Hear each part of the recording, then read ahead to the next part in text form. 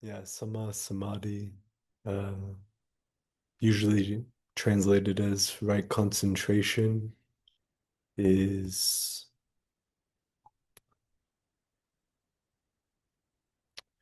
one of the most, I would say, deep, profound potentials of our being. Samadhi literally means to gather or to collect, to bring together. So, for instance, if you're like kind of getting leaves and putting them into a pile, you would kind of samadhi that. And so concentration, I would say a lot of modern teachers, monks, would tend to make this point that concentration kind of has a kind of tight feeling to it. And the Buddha described samadhi as unification of the citta, unification of mind, unification of heart, unification of our being. So again, kind of this concentration having this more like a tight feel to it. When samadhi's really describing our whole being unifying towards one thing. It's characterized by the quality of ekata, or something like that, ekata, and kind of singleness. So, as we go through our life, we tend to be quite scattered. There's just many things going on. We're like listening through our ears, looking through our eyes, speaking, thinking, processing things, analyzing things, past, future, people, places, things, up, down, left, right. It's like when we're going through our day, we're very dispersed. And samadhi, unification, singleness is training, developing our being to like wholeheartedly connect with one single thing. And the development of samadhi, that's kind of one of the principles in it, is training us how we can just do one thing. And when we start to meditate, we realize like, wow, the mind just wants to do so much. It has so many priorities, so many just so many things it's kind of like caught up with or entangled with, concerned about. And it's an interesting question, yeah? Like, why can't we just be with one thing? Like when we sit down to meditate, like why can't we just be with our breath?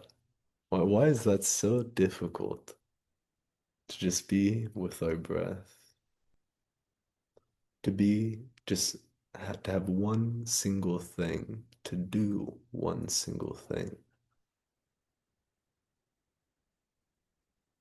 So the quality of samadhi is this development of this singleness. My teacher would often call it groundedness. And the quality of samadhi outside of meditation also is like the Buddha described kind of like when we move our arm, when we take a step, when we speak, when we dress. It's kind of like you're just with that one thing, one thing, one thing at a time. And one develops what the Buddha would call mindfulness and alertness, full awareness in all of one's activities. And I believe I brought this up in the past, but like for instance, walking from one place to the next, we tend to be going on to the next thing, the next thing. Like we have to get to the train to get back to our house, for instance. And like the quality of developing samadhi in our daily lives is like developing basically this unification with just walking, with like the feet moving.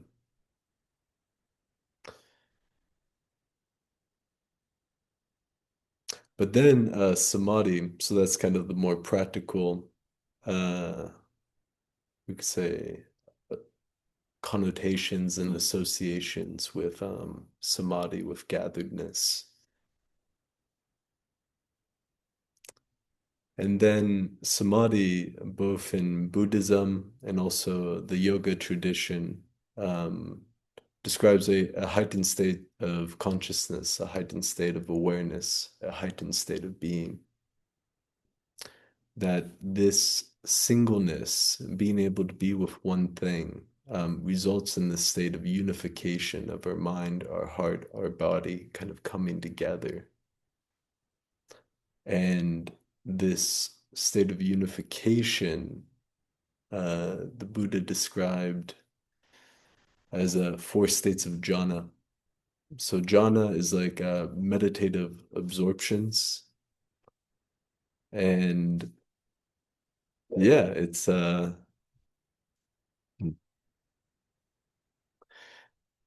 yeah, when reading about these, there's this kind of very inspirational, beautiful thing of like the potential of our being. So I just remember myself when I was 18, when I went on my first meditation retreat. I was just so in awe of like what could arise within one from just like so I was at a Goenka retreat, so we were doing like 8, 10 hours of sitting meditation a day. And I remember on day 7, day 8, I was just like I got like addicted. I was just like, whoa, like from just sitting and just like doing body scans or watching my breath, like so much is happening. And I mean, at that time, this is literally nothing special, and this is not jhana. But I remember on my first meditation retreat on like day 8, after Goenka's talk, I went back to my bedroom, and I was like doing my body scans, and then like my head like felt like it blew up, and then like it was just this like really like infinite spaciousness kind of vibe, and my body felt very small. And at the time I was like, oh, do I keep doing body scans or like do I what do I do now? And but that was like I would say my first like whoa, like meditative experience that was quite like shocking or like surprising of the potential that we could develop from training our mind, training our being. I also believe I think the day before that I also had a very nice experience of these were my 18-year-old contemplations. I was kind of like after like on day 7 in the middle of the day, I was like very beautiful place up in Washington, on Alaska, Washington, and I just felt this like flow of life. Like there was kind of like a flow. That was just like a really cool experience. It was just like I really felt like there was like I don't know, like a flow to experience, and I was like walking, you're silent for 10 days. And that was just so yeah, there's just something so interesting about it. And like, like no drugs, no anything. It was just from like turning the attention inwards and making effort that these kind of meditative states, meditative experiences arise. So that was like 11 years ago, these, and those are definitely not jhana. But but yeah, those were kind of like it just got me hooked. I was like for the next like 6, 7 years after that, I was just obsessed with sitting meditation and and then reading the Buddha's description about meditation was really inspirational for me. Like, oh, whoa, this is like the potential that can happen from meditation. And also some Thai forest masters who describe things. I was just so I'll go into that one moment.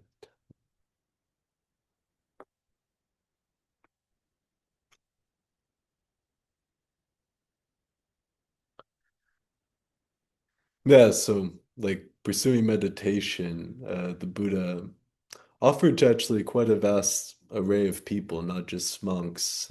He'd be talking to kings, sometimes like princes, people very immersed in busy lives. But he would still actually go through describing the jhanas because I feel the jhanas can offer a sense of orientation towards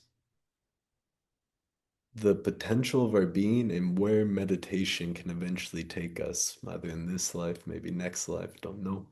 But it offers an orientation of,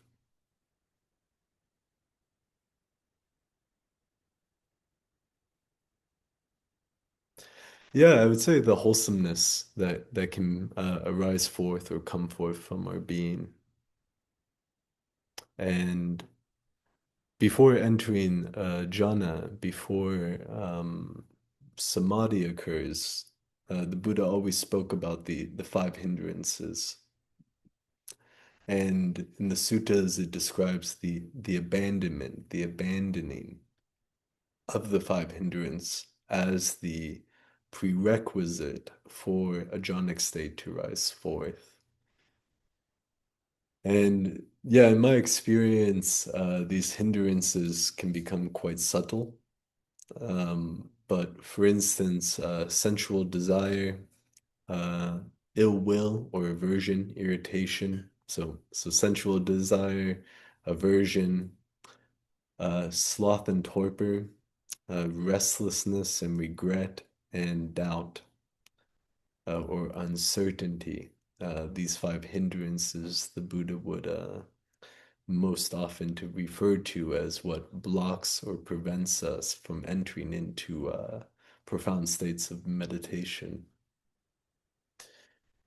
And there's a metaphor in the suttas that the Buddha would give for the five hindrances, which he said if there was like a bowl of water and kind of in each state of the water is kind of an analogy for the hindrances. And I did not check this at all, but we'll see how it goes.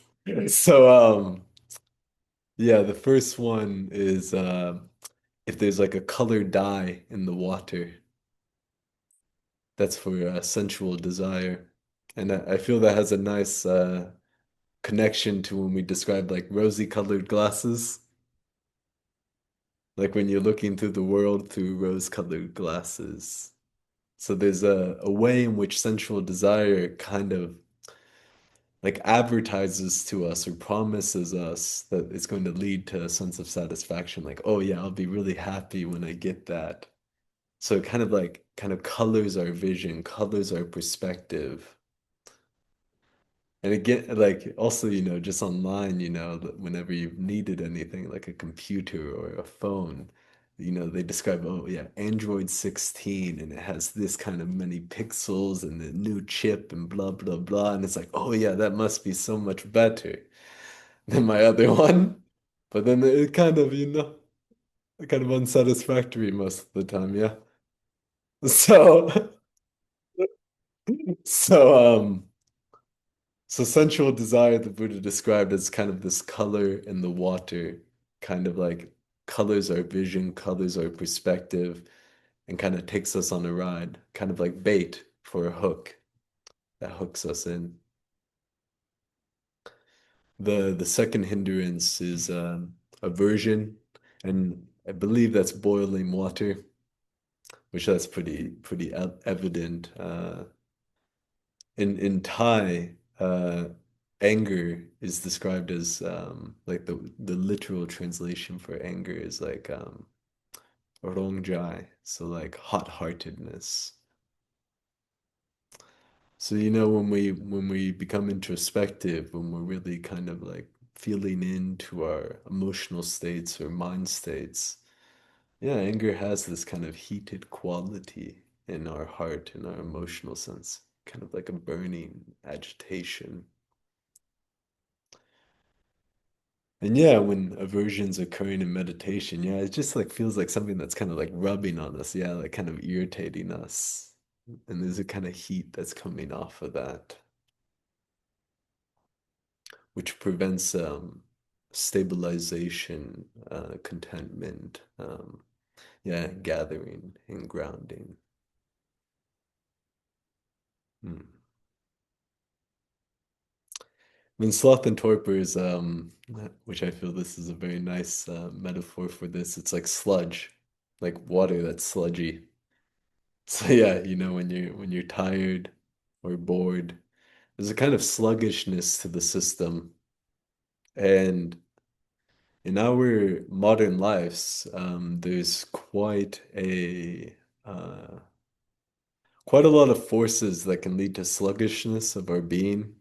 For instance, the internet, television, even like too many podcasts, kind of overconsumption or overindulgence in visual or auditory experiences kind of causes like a sluggishness to our being. It kind of makes us very dull. And this is kind of, I believe, scientifically associated with like kind of dopamine overstimulation. And yeah, that's I really appreciate this imagery to kind of feel the energetic effect of, we could say, kind of overconsumption of media. That's kind of like we kind of become like sludgy. And also overeating of food, improper rest, overdoing things. Yeah, it can cause like a sluggishness to our being. And a lot of the time, for the purification, abandonment of sloth and torpor, it's like when we start to make our meditation our priority in our life. It's a lot of like an investigation of like how to relate to things in order not to get this sluggishness onto our being. And and also a lot of insights can occur because also like the drainages that can occur from just things that we obsess about or concern about can also just be so draining for our being. And then restlessness and regret. Yeah, restlessness is just that kind of like agitated nervous system state. You kind of like, and then usually that's translated the second word as remorse. I feel regret is more appropriate as a translation, partially because I teach wholesome remorse. But also regret, I feel articulates that state of like, you know, when something happens that you you didn't want to happen or it kind of had harmful results or like unskillful, regrets like has that thing of just being like caught on something and it's just like again, again, again, again. And it's just like it keeps on just cycling because we just like what it's like hard to accept that like we said that or we did that or that happened to us. Like regret has that kind of nagging quality to it. And then with uncertainty or doubt, the fifth hindrance. Yeah, it's kind of like uncertainty I found in my own practice, my own life, regarding with formal meditation, has this quality of not being 100% all in to the meditation. This kind of like 80%, 20, 50, 50 has this quality of just,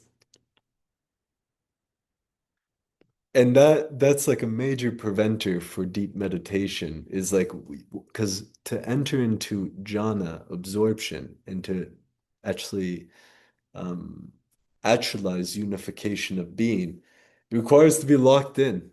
It requires absolute wholeheartedness, 100% locked in, straight.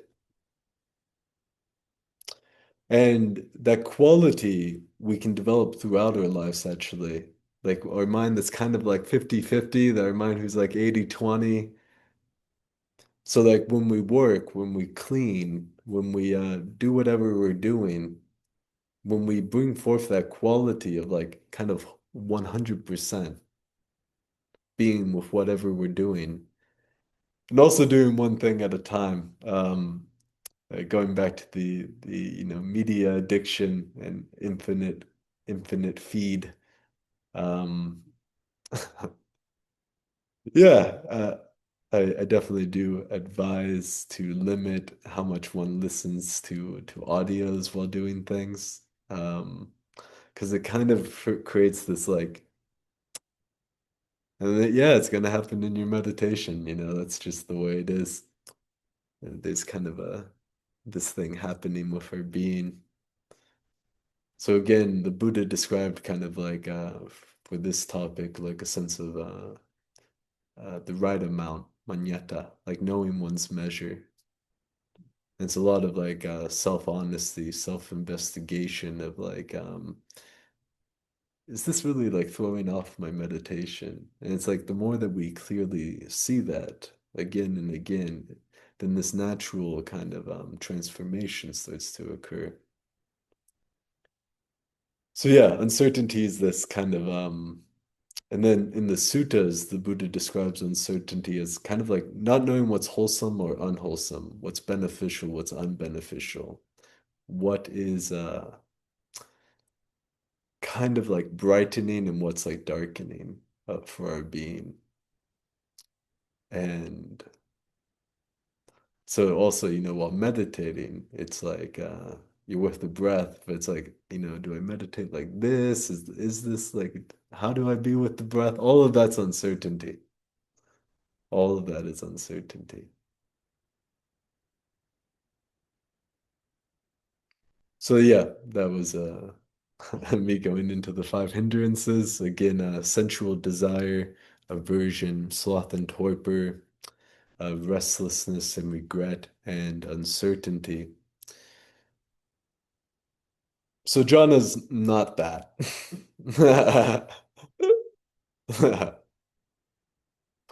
And also, for the development of jhana, there's also, even if these hindrances are gone, we have to develop a wholesomeness of our being. Um, we have to develop virtue and kind of goodness, like in how we speak and how we act, and also eventually even how we think.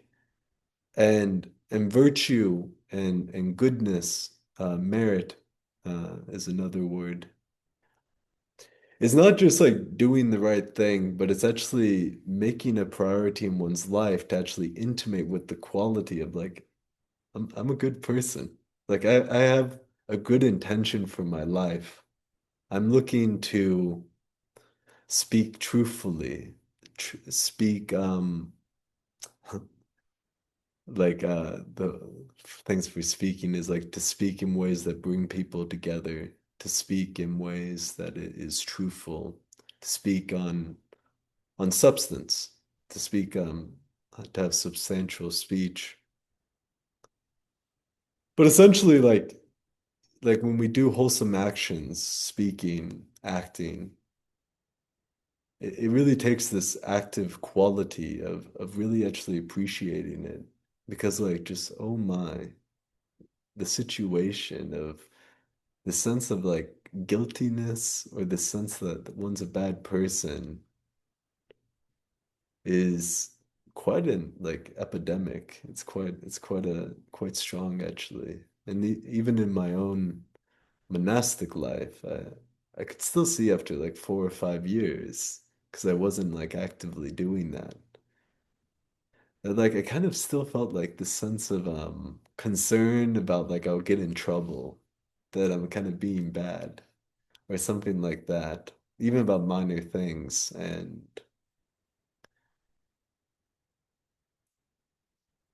the counter to that is this actively appreciating one's wholesome intentions. And it's very different from pride, because this active appreciating of one's wholesome intention for one's life comes from actually a sense of like need. It's like, oh shoot, I just want to become unified in meditation. Like, why?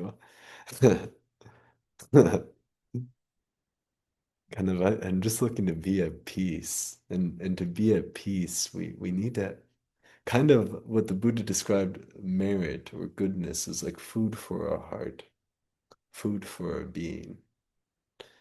And this goodness really actually does have to become prominent from our heart, from our core, in order enter into, to sink into deeper states of tranquility. So when the five hindrances are gone, and when we are developing this appreciation, and this appreciation is connected in the suttas with what we call the six recollections. And the six recollections are literally practices in order to develop the quality of pamoja. And pamoja is almost always in the suttas as kind of the factor before unification. And pamoja is actually a very beautiful word. It's joy, but it also comes from the word mudita. So the moja and mudita, kind of in Pali and Sanskrit, are kind of connected at their root. And mudita is the quality in the four Brahma Viharas, the four radiant abidings. And in that sequence, or in these different states, there's like metta, which is like friendliness. Metta literally means friend. So like friendliness or loving kindness, compassion, mudita, and equanimity. So mudita is like when someone else has good fortune. It's that quality of like kind of rising with them. When someone else is rising, your heart also rises. When someone's happy, there's like a sense of happiness. Or when one has gain or success in its life, it's that quality that kind of meets them in that and joins in it. So that's why, and that can be a lot translated as appreciative joy. It's kind of difficult. There's no really English word for that. Some people try to do celebration or mudita, but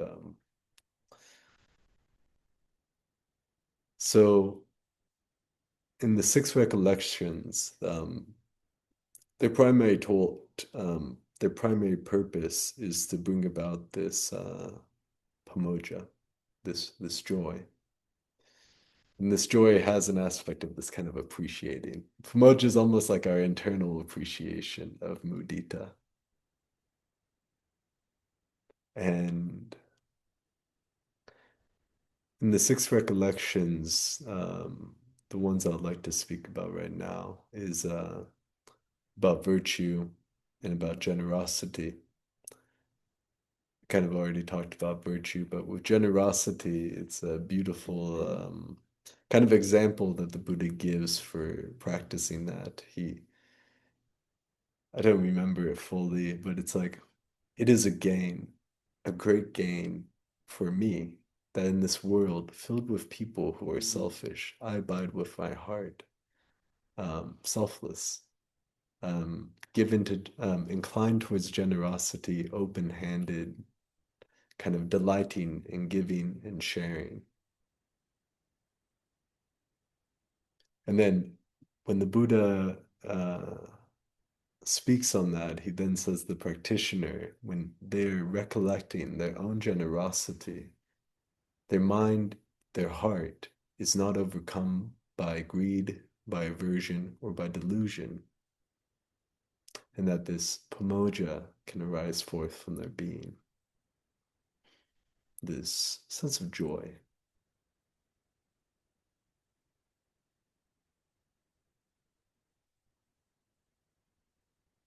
So generosity and goodness in our life, when we appreciate it, we take it in, eat it up, is what provides this nourishment to our heart.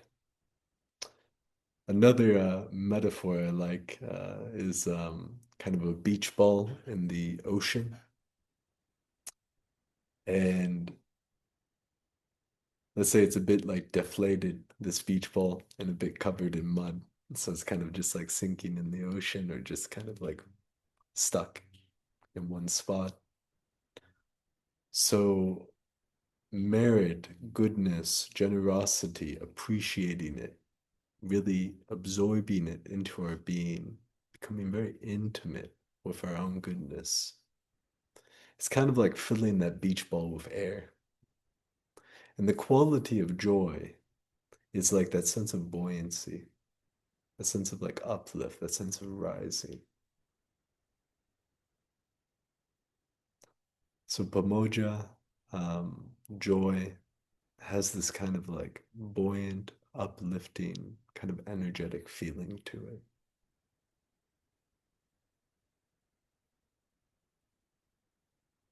And the Buddha described wholesome karma.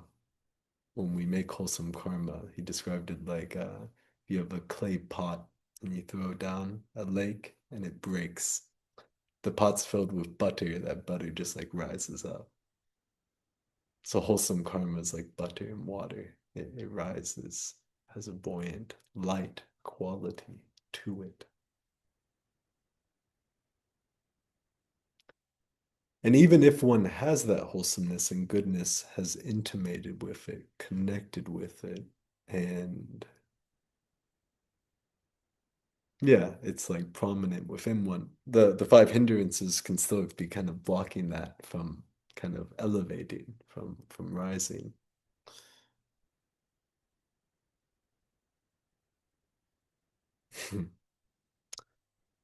So yeah, when the five hindrances are temporarily abandoned and we yeah are in the state of being connected with our goodness,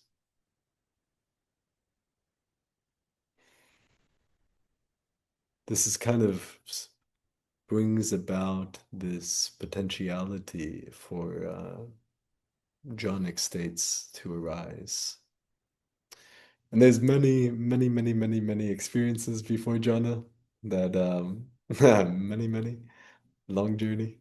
And and there's a lot of times when we can experience some of the qualities of jhanic experiences in our meditation. And with the Buddha offering us this orientation of the potentials of jhana, it's kind of like to really welcome these qualities and to really like start to bring them into our meditation if we're feeling them. So, for instance, in the first jhana, um, it's associated with the word piti in Pali, which means like rapture. And piti is a very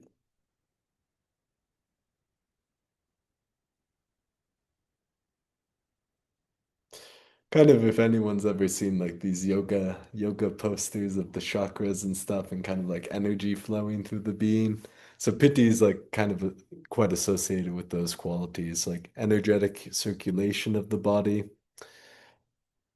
There's many ways that piti can arise. Sometimes it can be actually like painful for some people when it first starts to happen, like violent jolts through the body. Sometimes it can be a very like a buzzing vibration that's kind of soft through one's whole body. And yeah, so piti is kind of like an tends to be an energetic experience. Um, and yeah, it can take on quite a few forms. Fully actualized piti is or rapture is kind of an experience of like the energetic circulation of one's body is just like it's like when when one's like with one's meditation object. It's just like it feels like energy is just circulating through one's palms, from one's feet, and it's kind of like almost like you're a generator, and there's just like power kind of going through. And when one's with one's meditation object, so with the breath, it's just like this kind of like it's energizing one. It's like vitality, like when people refer to vitality, this quality of rapture has these kind of connotations, associations with it. And then the other aspect of jhana or another factor of it is sukha, which is like in Pali sukha, which means like pleasure, ease. In Thai, they call toilets at monasteries like sukha because there's a like to ease. So sukha has this kind of traditional or kind of connotations of like relief, ease, pleasure. Sometimes people translate it as bliss and meditation. Um, I would say the quality of sukha or the quality of yeah of pleasure in each jhana is different. So for instance, so when I go through this, I'll clarify that.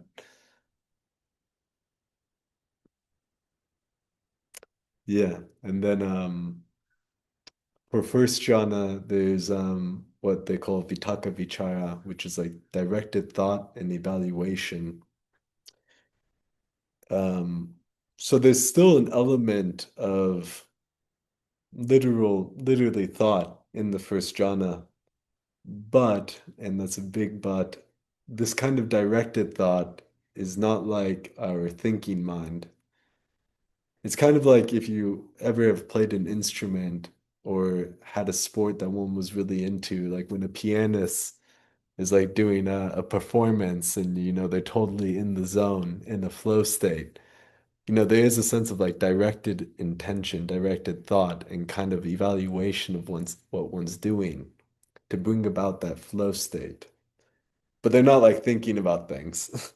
They're fully into what they're doing. So angelic states, we can say, are quite related to flow states, like really getting into a flow, but directed inwards, which then unlocks these potentials of our being, profound potentials, unification. So the first jhana has the sense of rapture, the sense of ease, and the sense of like directed thought and evaluation, kind of being like really into the meditation object. And the Buddha, he gave a metaphor for the first jhana, which was this rapture and pleasure. He said one needs to fully suffuse it throughout one's being.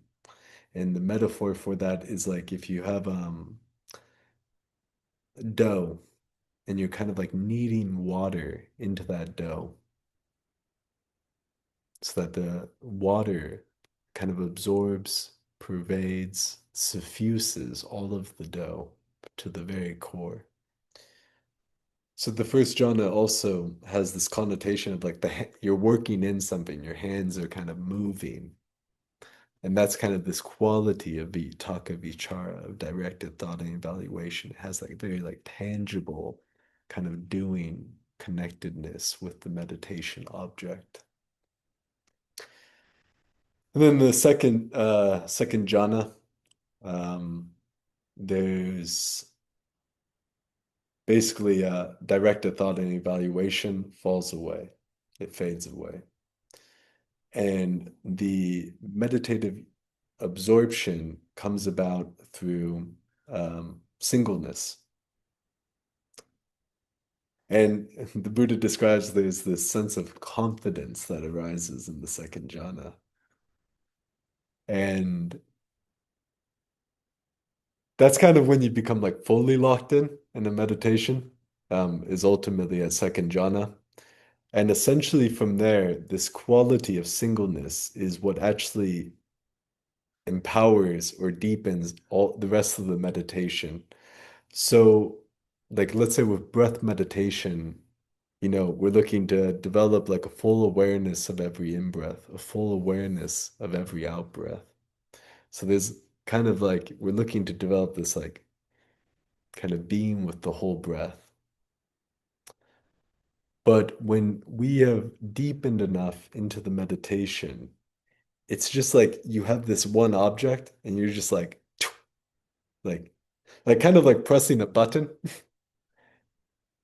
It's not like you're kind of like playing a piano. It's like you're just like one thing.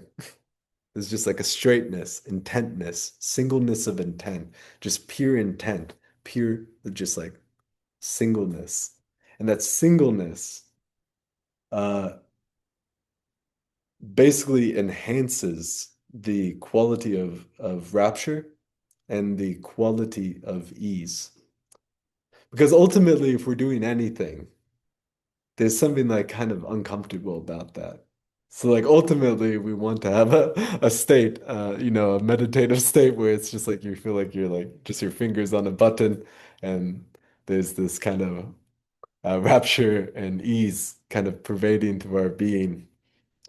And that's actually what brings about the fully actualized rapture, is because when the kind of mo mental energetic motions kind of cease, that's when this full circulation of energy can start occurring through our being. Because there's just one object, no other thoughts, and a way to visualize this and connect with it in a metaphor I tend to say a lot in love is if there's like a river that has many, many outlets, and when all of those outlets have been closed and the water has been gathered back, the river flows stronger, deeper, and just has like a power to it.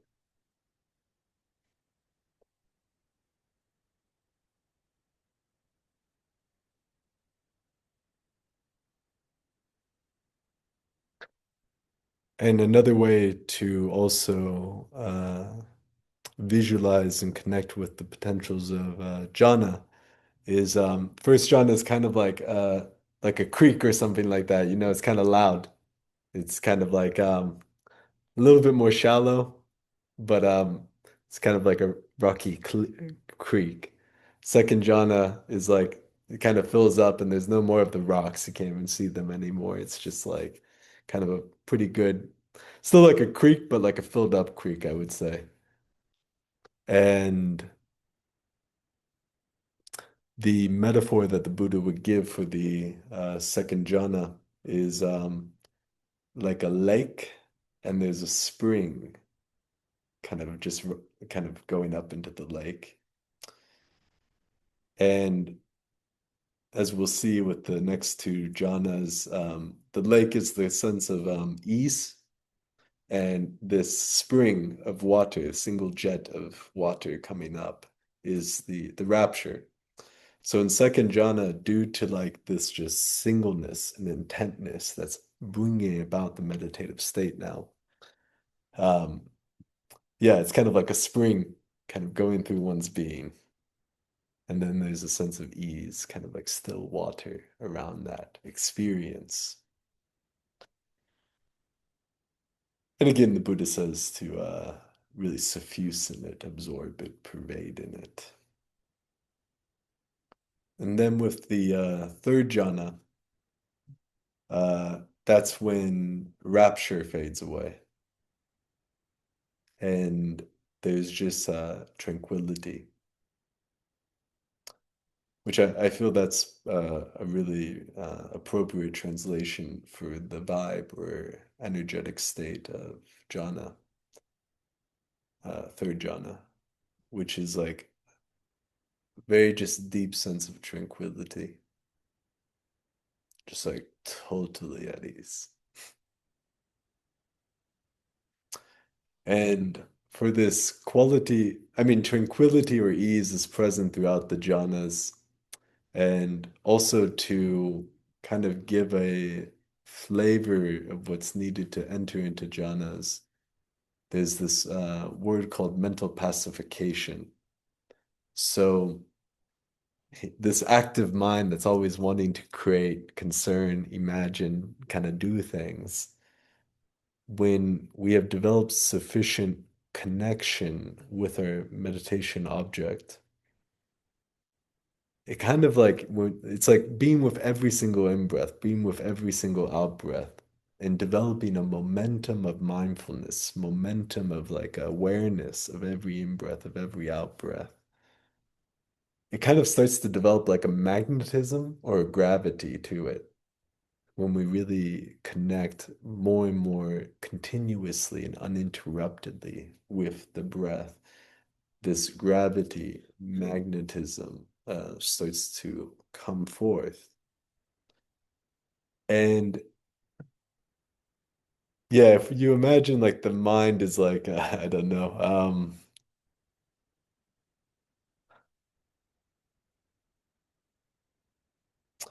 trying to make a magnet metaphor at the moment. What arises right now is a bunch of like, I don't know, metal particles. So it's like when you're with the when you're with the breath, those particles like all start to like gather and like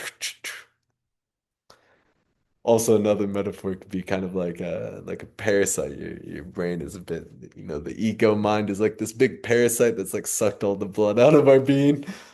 And like with the meditation object, you're kind of bringing that blood, here. And then if you imagine, like a tick, that like loses all the blood, it's like starts to become like squirmy and like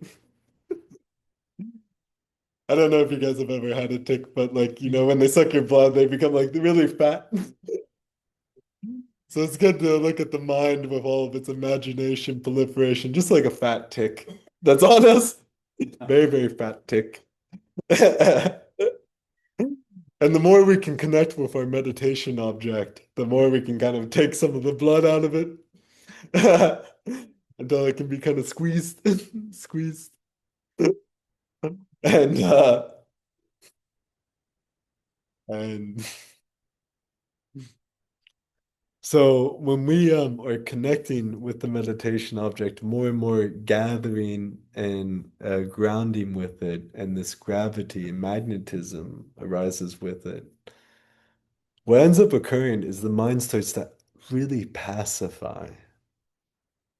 And as the mind more and more pacifies, there is a state where it's like the mind is so pacified that it's like difficult to have a thought because it's just like,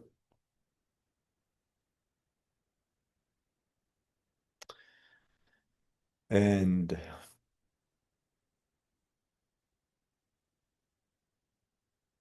it's yeah, it's a very interesting thing because it's like we're developing that clear awareness with the meditation object, but then simultaneously there's this kind of pacification. So it's a state of like calm and clearness that can come about from meditation. And this pacification of the mind, you know how we do all these things to kind of relax our body? Like, many techniques, many things to just get this body like relaxed. So, and also meditation, which, it's good to implement these things, of course. Kind of ways to scan the body or ways to adjust things and stuff like that. But ultimately, kind of relaxation of body is when this like brain kind of just can turn off when it's grounded. Because it's kind of like this is maybe like a scientific explanation, but the brain is like connected to all of the nervous system. So when this pacification of mind occurs, it's like the whole nervous system experiences this like relief. It's like, oh, whoa, I don't have to have a thought. And like, and it's from this mental pacification and physical relief that that sense of rapture, that sense of tranquility comes from. So in the third jhana, it's just tranquility and singleness, just like.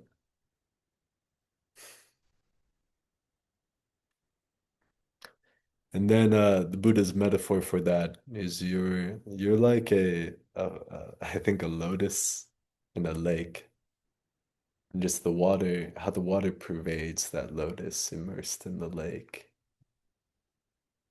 So tranquility, the pleasure of it is just like kind of like still water all around, nourishing one's being. Then the fourth jhana is this tranquility fades away. And there's an equanimity. And I feel the best way to articulate equanimity is like if you imagine like an anchor going down the ocean, and when the anchor finally hits like the bottom of the ocean, it's just like totally grounded. So fourth jhana has this just like rock solidness, being just totally grounded, totally rock solid. It's like someone could push you and it's just like no reaction would arise because one is just like so solid within, so grounded.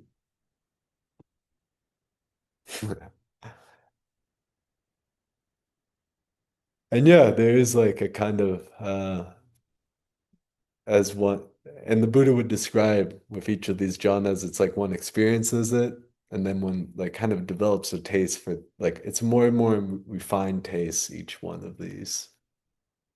So like for those who kind of go deep in this, yeah, eventually just this being like totally solid, totally grounded is just like a kind of more finer than tranquility.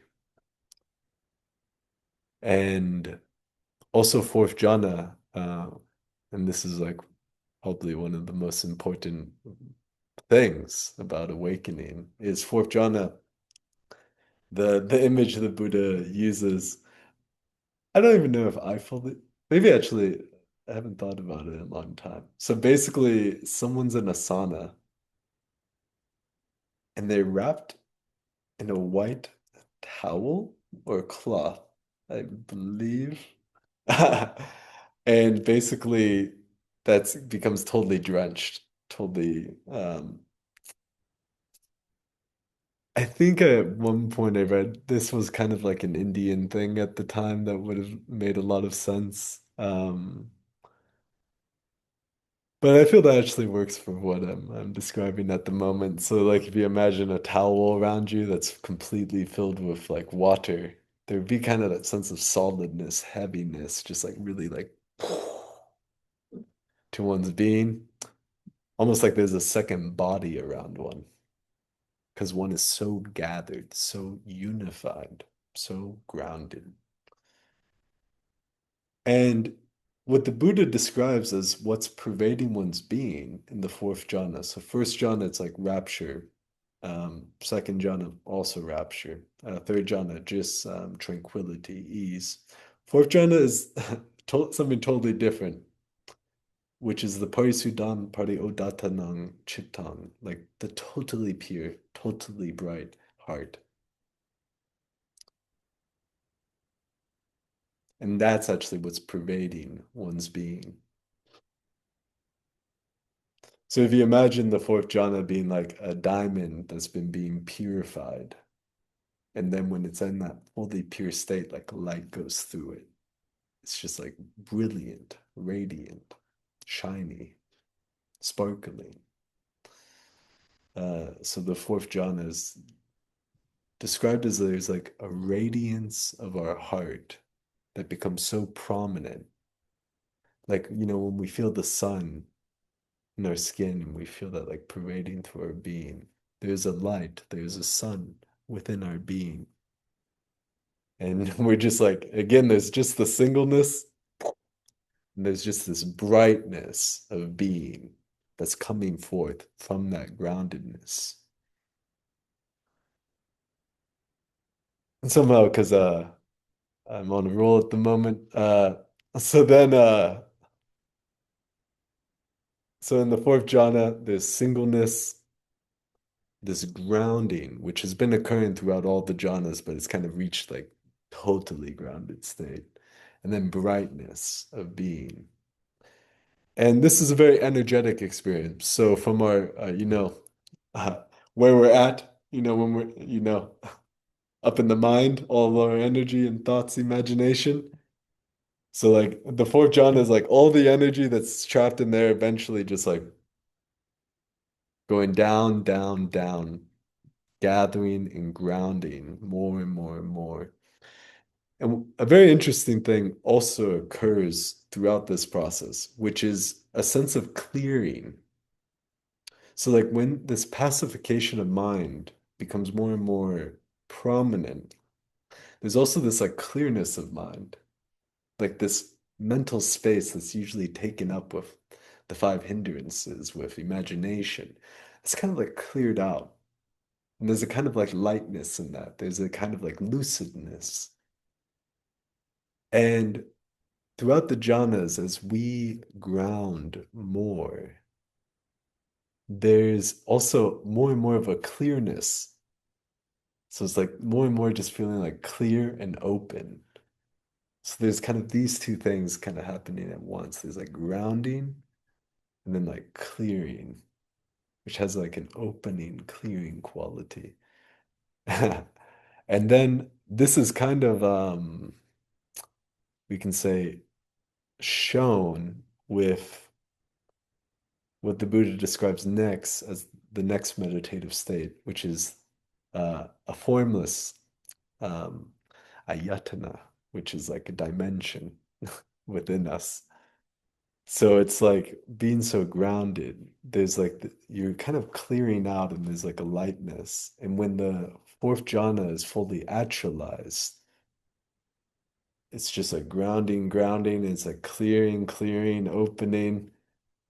And eventually the clearness and the openness is so prominent, one can actually shift, kind of like almost let go of the groundedness, let go of the singleness, and kind of shift into this space, this clearness as one's meditation object, which is the dimension of infinite space.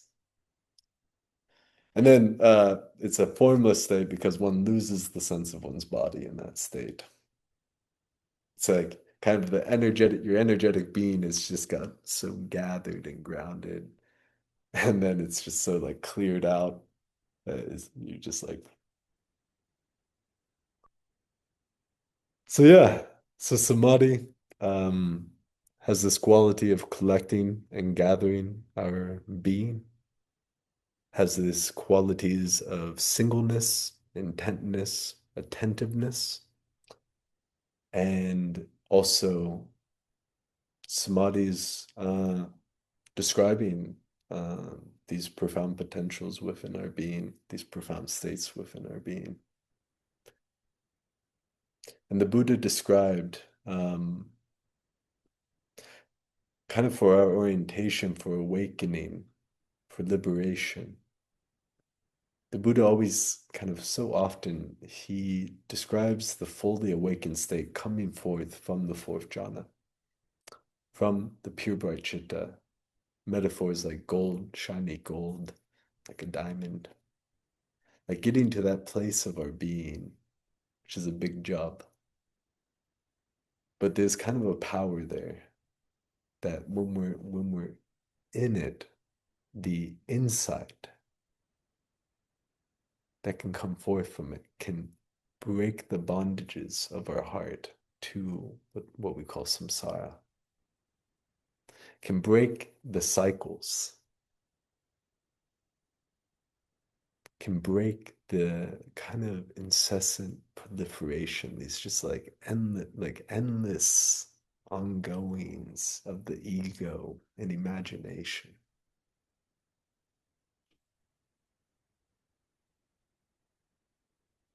So this gathering, this grounding, this unifying of our being is what eventually connects us to a power out at our core, that the insight that comes forth from it is what really like breaks the fetters, breaks the bondages, untangles our heart from just all the stuffs, all the stuffs. Hmm. So I spoke quite a bit. Uh,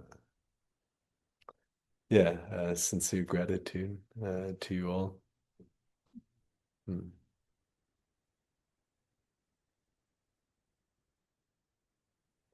So we'll have a guided meditation.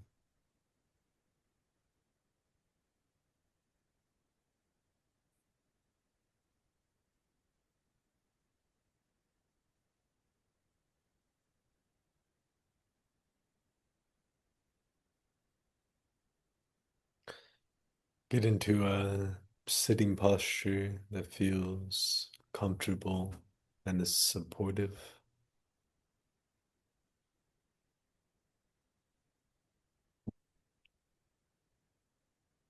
Visualize and feel like there's a string pulling up at the top of the head.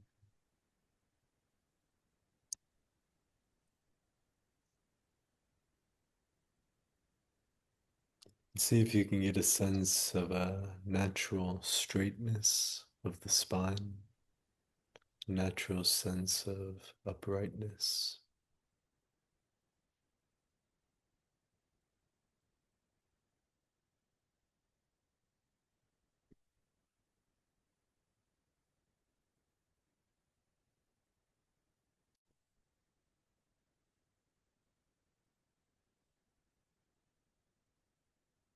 Feeling this naturally upright and straight spine,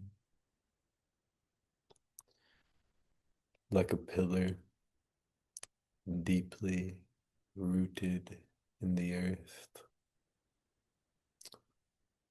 rising up solid and high.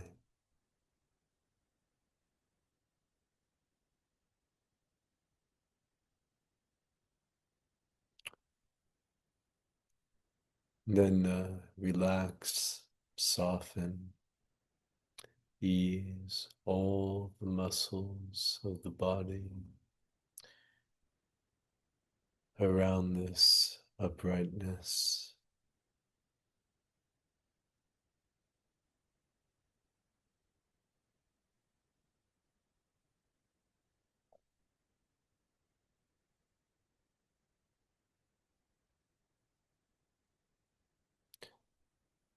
There's a skill in finding this balance because so often when we're upright and alert, tend to be tense, constricted. When we tend to be relaxed, comfortable, tend to be kind of like dull and too loose.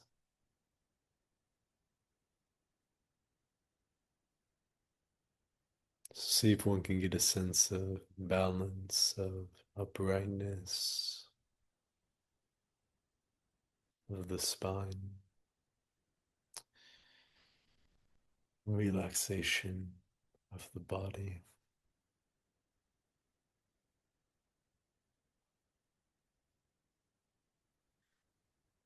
Feel the jaw tend to hold so much tension in the jaw.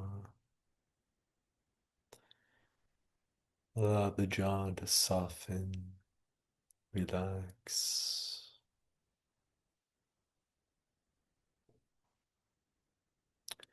Feel the cheeks join the jaw in softening and relaxing.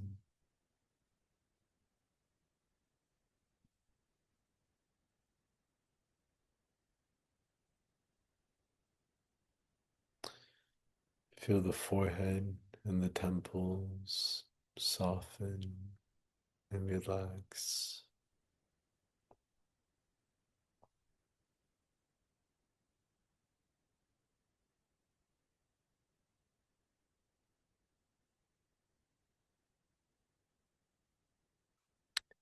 Feel the freshness of the in-breath. Feel the calmness of the out-breath.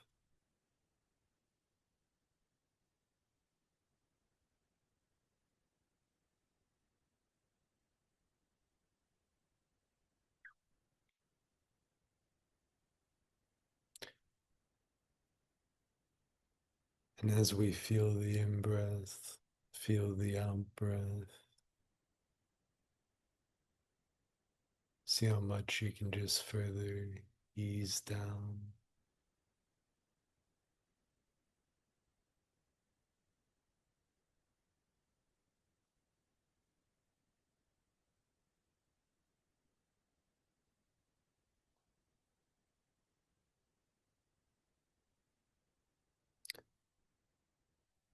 To connect with goodness, invite all of us to have the slightest, gentlest smile.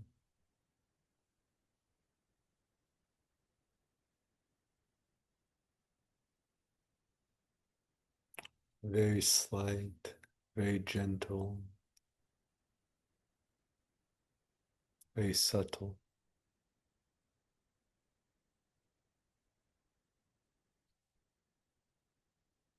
And with this slight smile directed inwards, develop an inner smile as we feel the in-breath, feel the out-breath.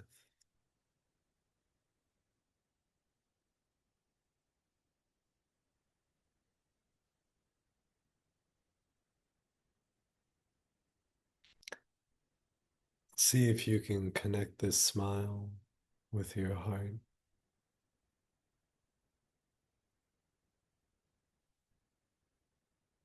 As we breathe in, breathe out.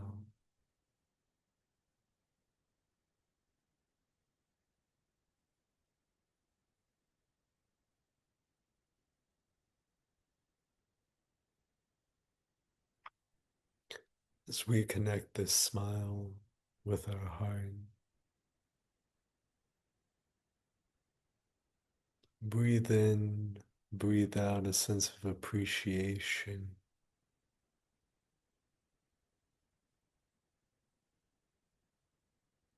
See if you can feel that sense of goodness in your heart.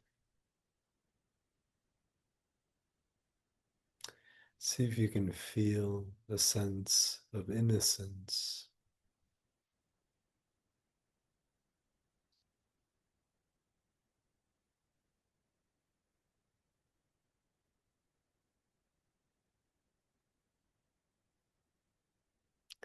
See if you can find within some of that butter,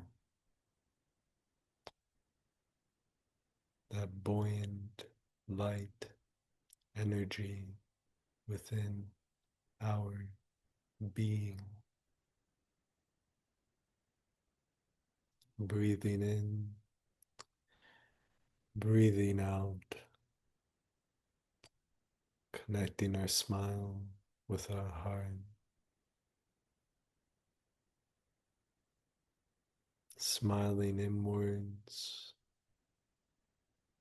appreciating the goodness that we find in our heart.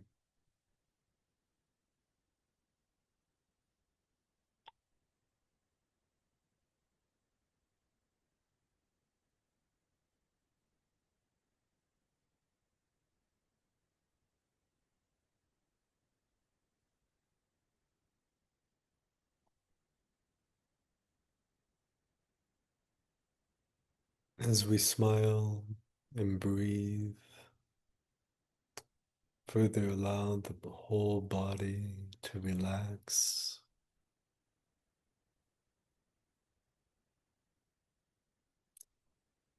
And feel the power of the spine when it is upright, straight, solid.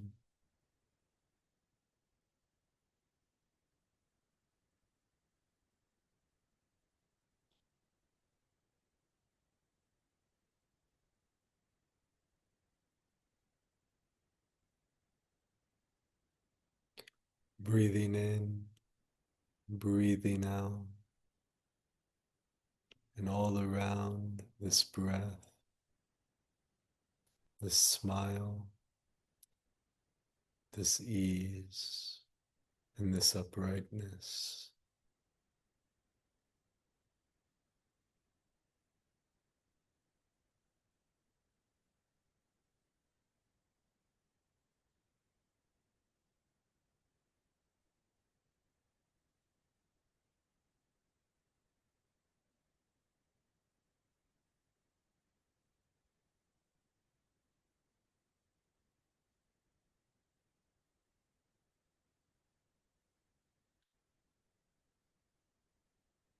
upright, relaxed, positive. Fully feel the beginning of the in-breath all the way to the end. Fully feel the beginning of the out-breath all the way to the end.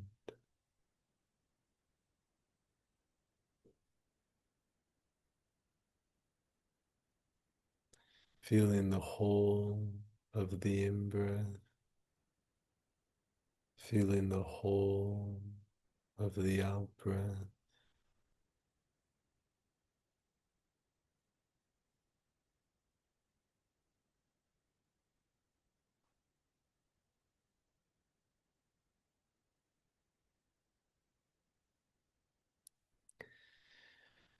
Feeling the beginning, the middle, the end of the in-breath, the beginning, the middle, the end of the out-breath.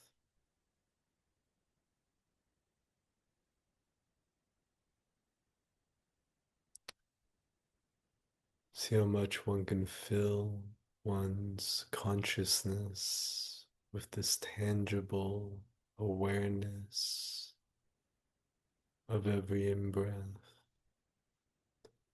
of every out-breath.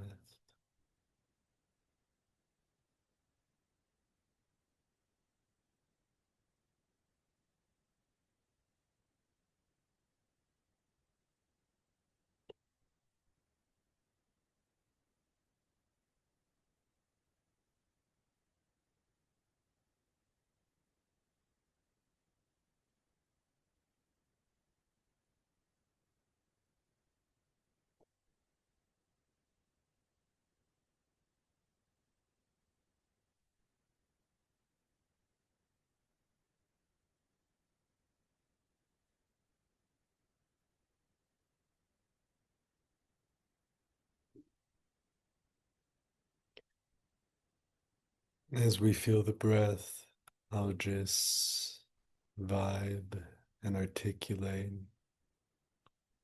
some of these potentials of our being, jhanic potentials. And I invite all of us to just feel the breath and just vibe.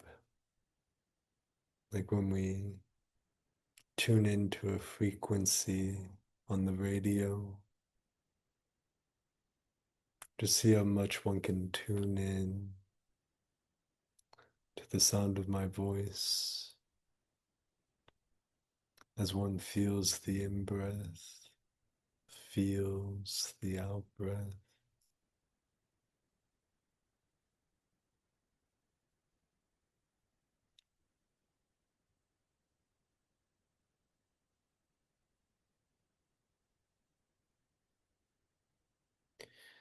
Feeling every moment of every in-breath, feeling every moment of every out-breath,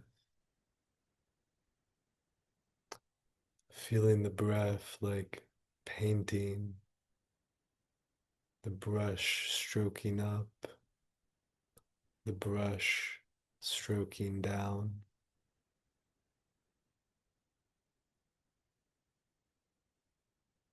Feeling every moment of every in-breath, feeling every moment of every out-breath,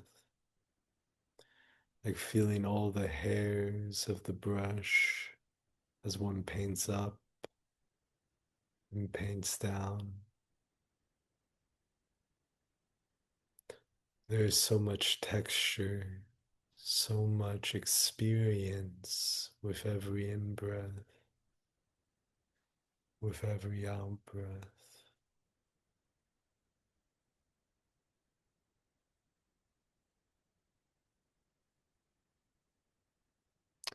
Feeling the texture of the whole in-breath, feeling the texture of the whole out-breath.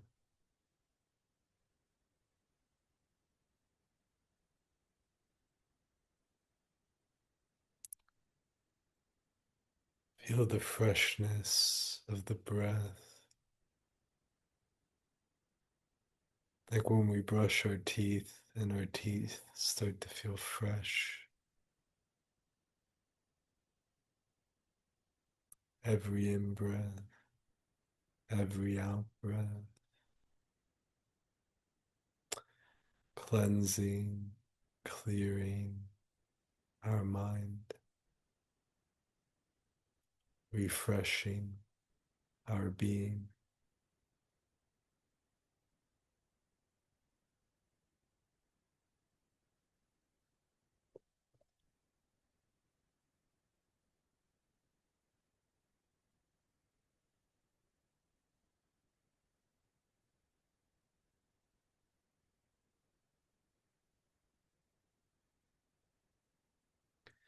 Fully feeling the texture of every in-breath, fully feeling the texture of every out-breath. As we make this effort, just further relaxing the whole body into this breath awareness. The more we connect with the breath, the more our whole body relaxes into the breath.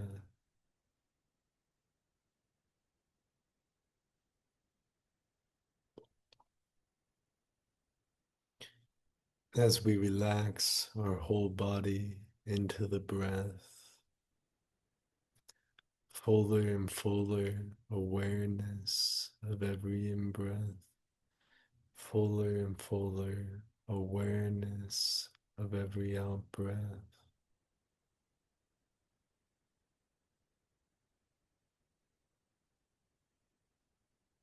Visualize, feel just all the mind energy subduing, calming down, pacifying.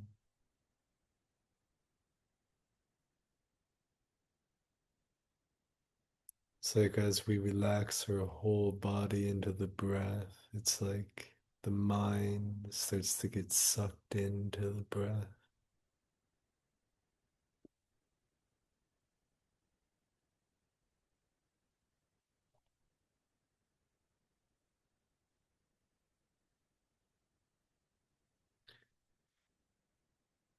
Mental pacification, just the mind, vibration of the mind just being totally settled, totally subdued, totally grounded.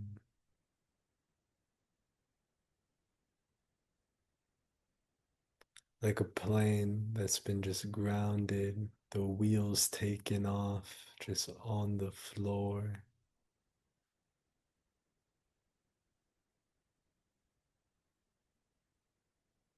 Feeling the in-breath, feeling the out-breath. Visualize and feel that sense of relief of the whole nervous system. If this mind is just totally grounded, totally inactive, totally tranquil, the relief, the ease of the body.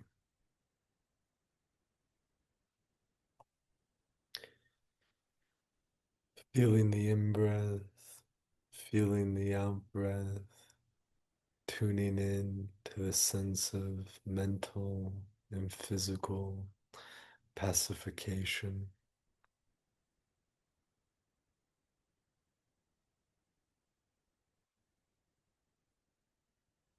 From the mind being grounded, the nervous system totally relaxing as we feel the in-breath, feel the out-breath, this grounding and relaxation deepens, And as the mind grounds more and more, and the body relaxes, opens more and more, a sense of tingling arises from the nerves, a sense of pleasure.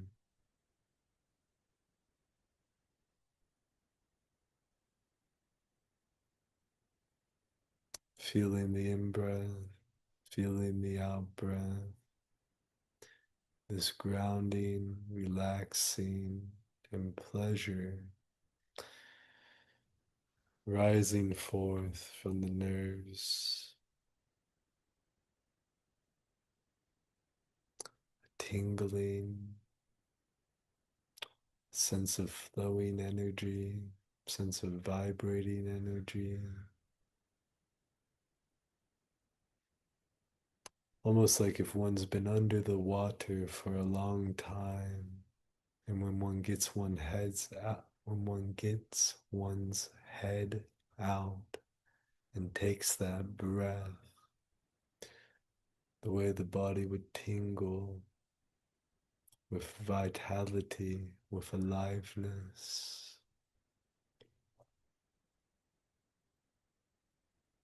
Feeling the in-breath, feeling the out-breath.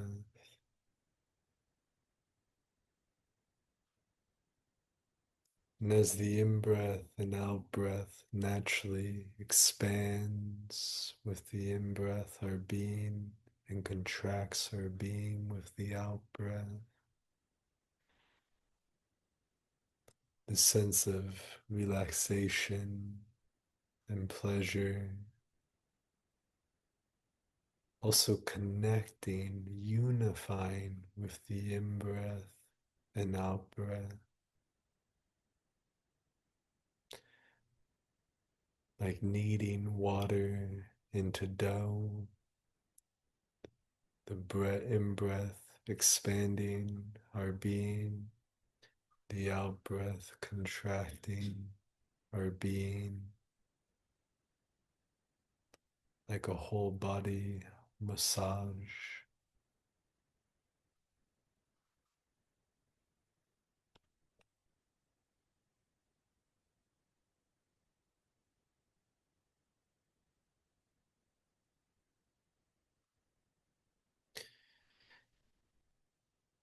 And connecting with the breath deeper and deeper, steadier and steadier, relaxing more and more.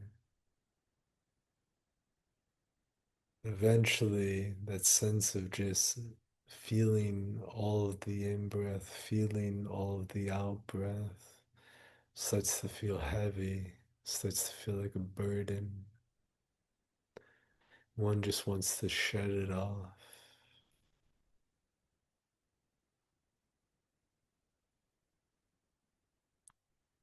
And then there's just this sense of singleness, sense of intentness, sense of straightness, sense of oneness with the breath. Like one just staring straight at something, like pressing down on a button, like a plug going into the socket that lights up the Christmas tree. Eventually, the attention on the breath locks in, plugs in, and that just pure focus, pure attention starts grounding, relaxing, and opening our being into one spot, one place with the breath.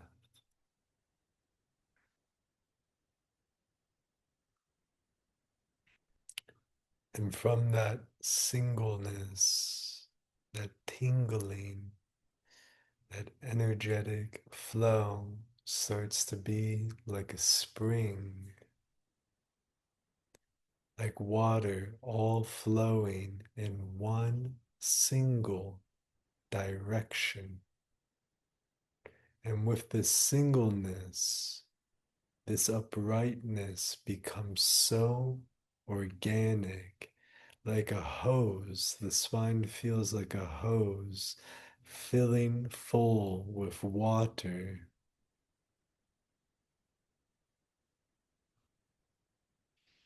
And with that uprightness and singleness, there's this sense of confidence from the unification.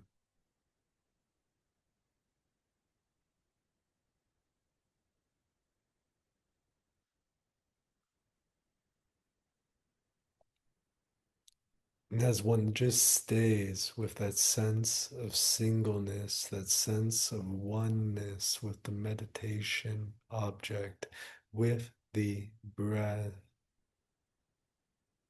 as one stays with that one pointedness, stays in one place, the being starts grounding more and more.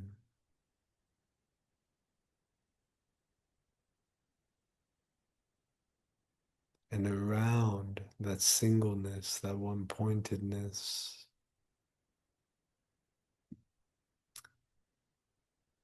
there just eventually is a sense of stillness and tranquility. And like still water, fresh, still water all around one, pervading, suffusing one's being.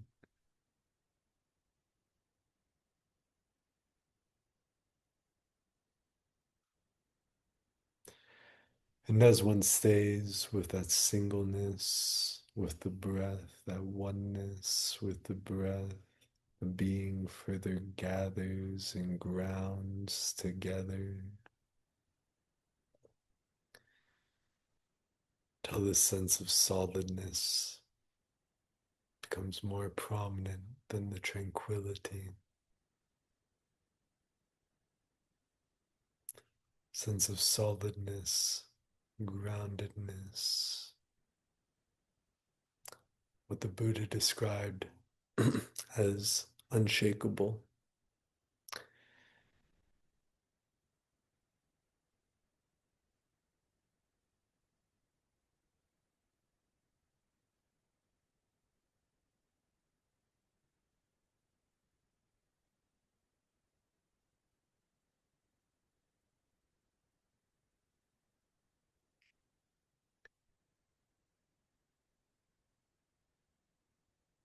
And as we conclude this meditation,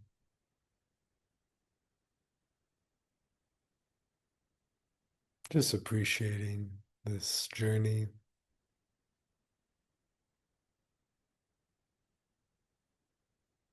of the potential of our being that can arise when we develop connection, intimacy, and skill with being with the breath.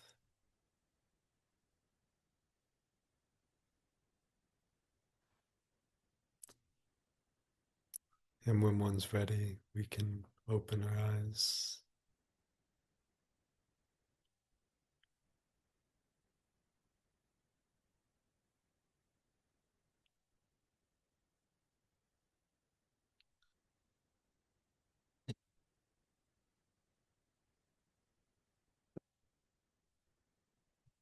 Did not leave much room for questions, but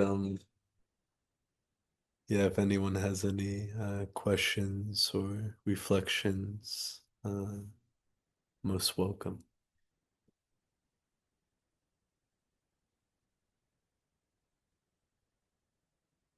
Can you briefly repeat the five influences and then the 6 recollections?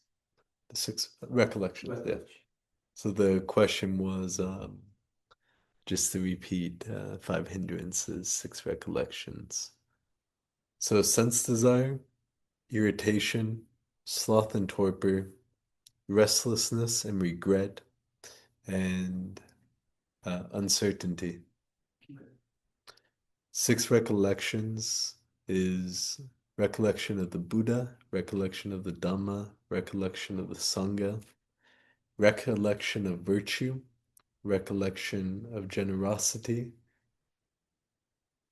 Can't even remember the 6th one. Also, just the 3 jewels. The first 3 is, yeah. So like recollecting the potential of awakening or the Buddha, that brings a joy to one's heart. Recollecting the Dhamma, like teachings one has heard or has experienced, can bring joy. A recollecting of Sangha, of community of practitioners or awakened beings, can bring this joy. Then virtue, goodness, bringing forth a sense of joy when one recollects and appreciates it. And generosity, the joy that can come from generosity. Is it the equanimity? The what? Equanimity. Is that the 6th one? That's the 4th jhana. One of the recollections, which I don't think is always the 6th one, I think there's a different one. But recollection of devas. So devas are like literally it means shining ones in Pali. So devas are like kind of beings who are different frequency or dimension of our being, that are kind of like ethereal beings that are like radiant. So it's like when you recollect devas, that can bring the sense of wholesome joy that can uplift the heart. Sadhu.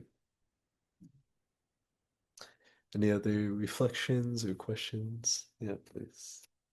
When you were talking about the hindrances, I and the proliferation of the mind, I find that feeds the doubt and uncertainty, and then it just gets to be difficult to disentangle, and get out of it. So, any suggestions? I mean, in meditation, my teacher would say like dumb, dumber, dumbest. And yeah, like really one of the greatest blessings of my meditation was when I just like kind of like like a row machine where you kind of like where you're just like rowing, just like just with the breath, you just want to get into a row. And it's just like you just want to get that sense of like you did a row. And if you can get actually just 3 minutes of like 2 minutes of that, like 20 breaths like that, you're gonna feel like, whoa. Like that's really all you need, like all you need to have like an interesting meditation experience. Like kind of like if you imagine this rower kind of being like a generator attached to it. Or my metaphor I really like is like an emergency flashlight and you're rotating it. It like starts to power up and brighten, yeah. And when you let go of the rotation, it dies very quickly, yeah. So it's really like if one can get to like 2 to 5 minutes to like in a 15-minute meditation or something like that, or 30-minute meditation to get into this like row or rotation, that's like enough to actually start to feel like kind of like the battery gets charged or like and this kind of elevation of being or enhancement of being can occur. And I also recommend like 15-minute meditations because there can be a tendency with longer meditations, like you just know you won't be able to connect with the breath for the whole time. So there can kind of be a sense of complacency. But if you do like a 5-minute meditation, a 10-minute meditation, you're like, okay, I'm just going to go for it. Like to the best of my ability, like feel every in-breath, feel every out-breath. Somehow that can help sometimes. And I also have a counting exercise I really like, um, which I also found quite effective to get into this row. But I will not say right now due to time. Okay, thank you. Sadhu. And Margaret? Yes. Yeah, thank you. I apologize because I was late, but I uh I know from my past experience when my energy was a little bit stronger in my life a number of years ago. Um, I had the good fortune of having the causes and conditions that allowed me to kind of stumble into the jhanas. And it was an incredible experience. And I do know that there's a point at which, um, and I thought it was after the first jhana. I thought it was starting in, but you can help me with this. Um, um, where volition begins to dissolve and you're able and the energy sustains itself and you can go pretty far with that and it's beautiful, but help me out with that now because it's been a long time since I've experienced that. Yeah, volition dissolves after first jhana and Yeah, second jhana. yeah, And that sense of like in syncness that you just described, like you're just fully in sync. And yes, but there is a way to lean into that in syncness, uh-huh, like to like lean more into it that can actually like help to also deepen. So there's a oh, way also to like let it roll. But yes, there's also a way to like lean into it, and it's just that like leaning that like kind of takes one deeper.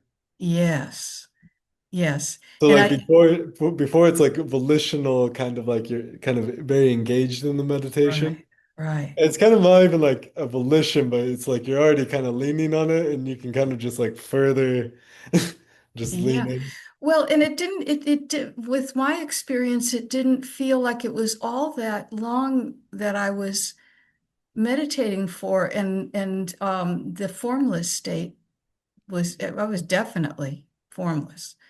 So I don't know. This is a remembrance of, probably about 20 years ago, 15, 20 years ago. So Sandeep, anyways, Sandeep. yeah, yeah.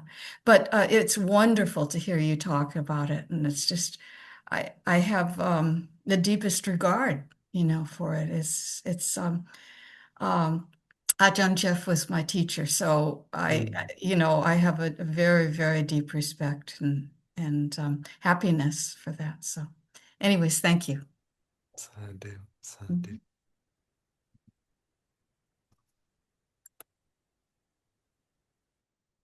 Are there any more questions or comments? Oh,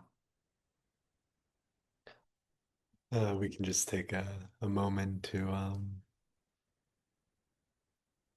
yeah, with all experiences and our modern rushing, just invite everyone to just to take a moment to center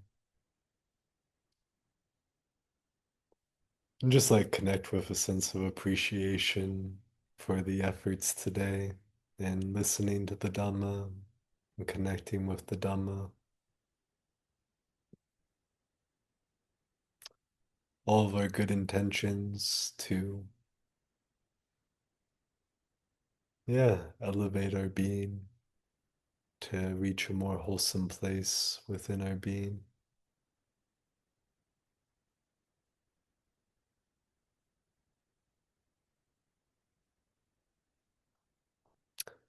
Sincerely grateful to you all.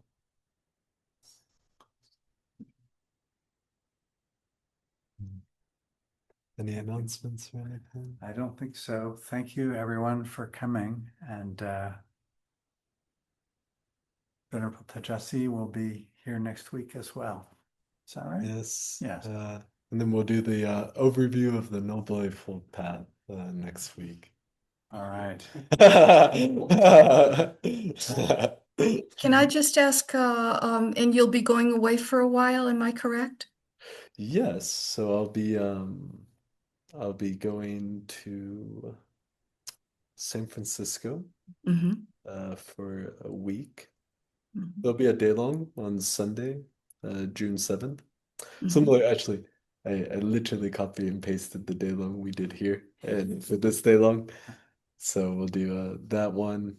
I think that'll be online as well. And Mhm. then I'll spend about a week in San Francisco, and then I'm going to fly to LA. And then there's a Spanish speaking monk in LA. So I'm going to develop a friendship with him and see if he wants to do a retreat at La Gracia in Zipolite, because it'd be nice to have a Spanish speaking monk. Mhm. Mhm. And then a new thing just arose where, so then I'll fly about June 25th to Zipolite. But then if you guys know about Empty Cloud in New Jersey, that's a monastery, Theravada monastery. So I'll spend 2 weeks in Zipolite, fly to Empty Cloud in New Jersey, and then fly back to Zipolite. So Wow. Yeah. yeah, and potentiality of Empty Cloud being a good monastery for me. So Oh, okay. so kind of Yeah. investigating that potential. Okay. Yeah. Wonderful. Thank you. So I do. Mm. Mhm. And then I just realized I didn't even think about it at the time, but I do a sutta deep dive, but I just realized I scheduled it as the same time as this. Hmm. I really changed things a lot in my group, and I think people may consider me inconsistent with my scheduling. So, but I will be doing a Saturday sutta thing, and possibly a Monday evening part of my changing of schedule, like a Monday evening relaxed casual conversation, and then my guided meditation at 6. So this is me shifting things, but just stay on my website and that will keep up to date information of when I offer things. Sounds good. Yeah. Thank you. Yeah. Thank you. Thanks So so I do. much. So I All do. right. Take care. Take care, everyone. One quick Bye-bye. question. Would you be willing to put your website in the chat, please? Yes, heart-path.org. You have to put the dash. Oh, I don't have the chat. He'll put the Oh, chat. great. It's good to see you all again. Bye-bye. Put it in. Life's slowing down, so I'll be able to attend a little bit more frequently. Thank you. Appreciate you.